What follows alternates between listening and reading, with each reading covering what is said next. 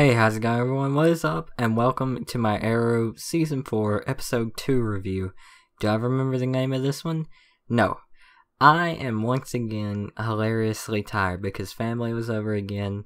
I'm still trying to work my schedule out the right way. And I'm wore out. And, you know, of course I still gotta make a video and I still want to make a video. But mainly, to get to the point, I'm sorry for sounding tired, and I'm sorry if I'm a little bit quiet, because, again, I am at my desk because I'm too tired to stand up. It's not that bad, I just don't feel like standing up. But let's go ahead and get into the video. But anyways, my number 5 moment is Anarchy. He was a cool character, although he seemed more like a spoiled kid throwing a temper tantrum than a calculated anarchist. Almost like arsonist. No, anarchist. I'm pretty sure, like, I never knew the Anarchy character too well. Like, I knew him from, you know, the Batman Arkham games, and he seemed like a calculated anarchist, not arsonist. God damn it. But yeah, he seemed like a calculated anarchist in that game, and what little I know about him from the comics. In this, you know, in the Arrow show, apparently, he seems more like a spoiled kid than anything. We are going to get to see more Anarchy, even though he probably got some third-degree burns from Thea. We're going to see more of Anarchy, so maybe his character will evolve and he'll become more and more calculated and less sloppy as we see him. But yeah, anyways, Anarchy. And my number 4 moment, Lance and Oliver working together.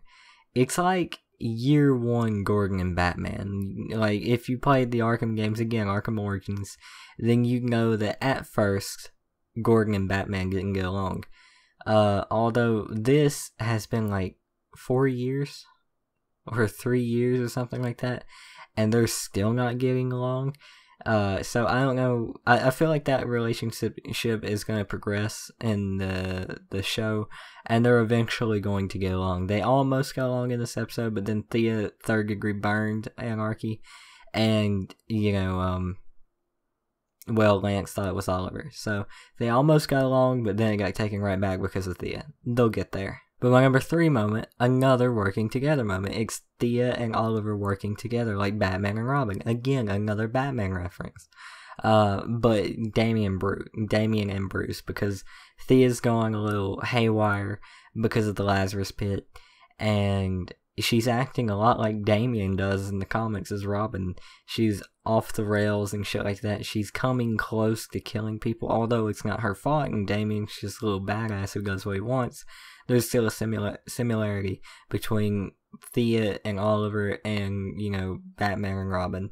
It's pretty cool. I wish you couldn't draw that many, you know, similarities between Batman in general and Arrow, but it seems like that's the direction the show has been headed in since the beginning of Season 3.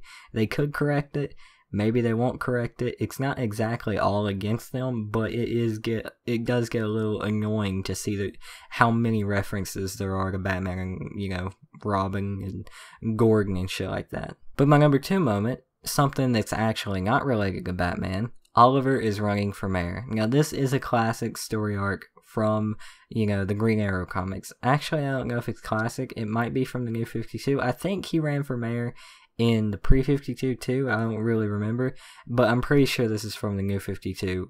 A little bit more than the pre-52. So not exactly classic, but a Green Arrow story rather than another Batman story. So that's pretty cool. So with everything that happened in the episode, this woman with, you know, giant hopes of her being able to get mayor, you know, those got crushed, and now Ollie, you know, knows that he needs to step up and do it because he is one of the few people who could do it and still protect himself because he's the Green Arrow too.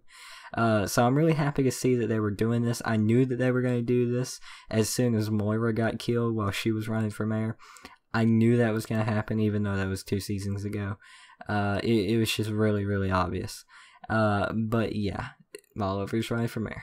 And my number 1 moment, Sarah is going to get resurrected next week, probably.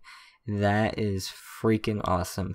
Now, I'm going to be honest. When Laura was about to open that casket, I'm like, let's see this bullshit. Let's see this 6 months, probably more than 6 months, like more over almost a year.